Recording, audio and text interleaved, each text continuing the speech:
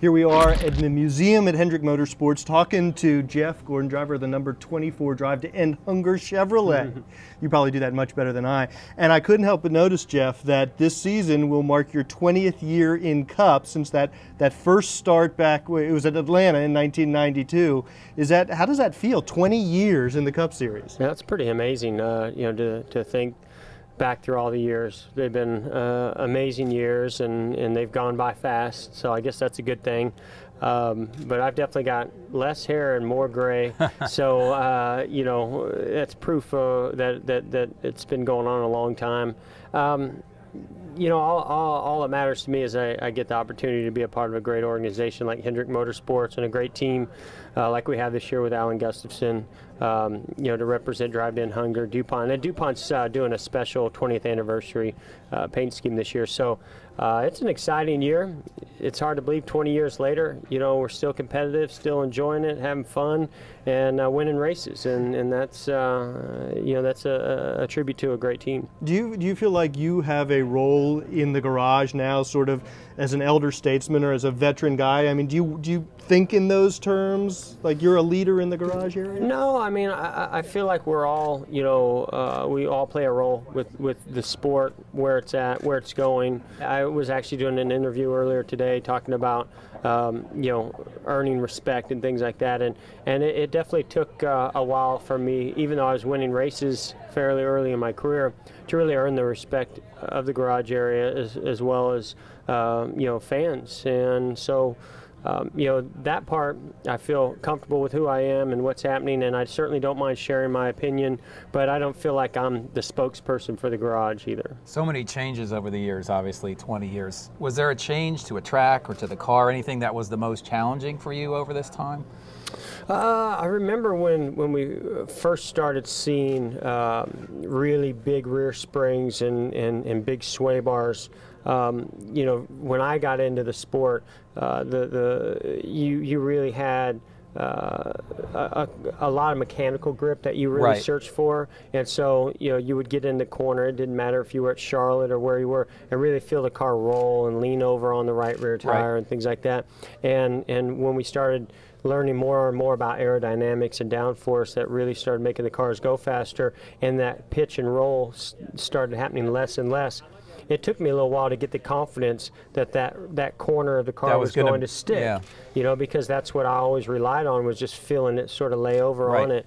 And so that was definitely a transition. And once you got through that transition, then you realize, okay, downforce, downforce, downforce, side force, side force, side force, and just give me more and more and more all the time. And now if that car pitches and rolls the slightest bit, I'm like, oh, we're too soft. There's something wrong if it does that. Oh, that's interesting. And you talk about second year with Alan. Obviously, that's a nice comfort level that you have. Talk about your relationship there and how that kind of grew over last year. I'm really excited about this year. I mean, Alan is a guy that he brings a lot of knowledge, confidence. He really is the leader of this team, and he recognizes that in this role, and he believes in me, and I believe in him, and that's when you have a strong pairing, and what makes a strong team. And I think a year under our belt, 3 wins, and making the chase, it was a great year, but it wasn't what we really feel like we're capable of doing. I think this year we're gonna show quite a bit. Do you look back a lot at last year to try to figure out, oh, we should have done this more differently, or do you kind of put that in the rear view and just look ahead? You always look at every race, analyze prior to what your preparation was, and analyze the results and what you did good and what you did bad after every race. So as much information as you can. Absolutely, and the same thing happens throughout the whole season. And so we did that after the season was over.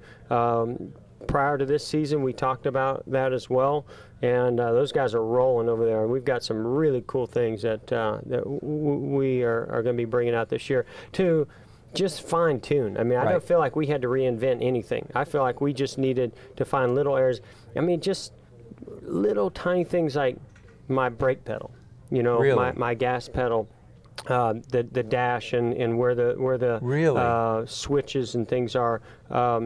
Just comfort items, feel things, safety things, and then into the car side of it, it's, okay, you know, where did we struggle? Why did we struggle at those tracks, especially in the chase? What do we have to do at that point in the season, at that particular racetrack, on that particular tire to have better results? You know, that's interesting, because you would think, first of all, after 20 years, you would feel comfortable, you would know where you wanted those pedals or those switches, but you're always tweaking that. It's always tweaked. It's always changing. You're always evolving. You're always trying to find ways to go faster, to be better, you know, whether it be physically, mentally, you know, engage with the team, things that they're doing. I mean, it never stops. So, you know, you take that smaller view and you look at each track and you do a post-mortem and analyze your performance at each track. But if you look at the last season overall, it was interesting because you had those nice wins at Pocono and Phoenix, and then you had some valleys between them. So how do you take that sort of up and down season and sort of flatten that line out and get more consistent? Well, what I loved about what we did last year is that we just flat out were terrible at Texas, at the first Texas, and it brought out some you know, things that we lacked, and we attacked it as a team, and we really turned things around on our mile-and-a-half program. So it tells me that we're a team that can react and find things in a fairly short period of time if we need to. But I think it also just taught us a lot about what I need in the car, you know, how Alan works as a crew chief, as a team, you know, engineers and everything, how we communicate. And I think it just has us that much better prepared for this year to hopefully get rid of some of those valleys. Last question, Jeff, before we let you go. Daytona. Do you feel like you know what to expect, or is this still a bit of a mystery going down there?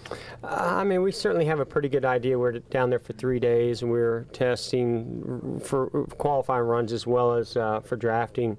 And I mean, I think there's still unknowns as there always is, you know, at Daytona. I think we're definitely going to see less of the tandem drafting.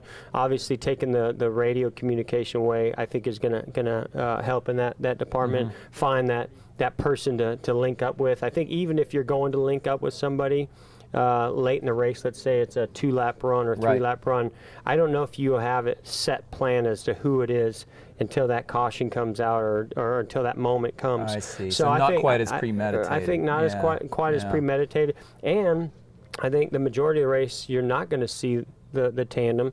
And so I think that, you know, you're going to see us back to, you know, racing the traditional way that Daytona has been in the past, and I'm excited about that. And our car was really, really fast down there as well. Look out then. Look out for the 24 at Daytona. All right, that's Jeff Gordon from the museum at Hendrick Motorsports. Thanks for watching. Rowdy.com. Say it like it is. Say what like it is? Rowdy.com.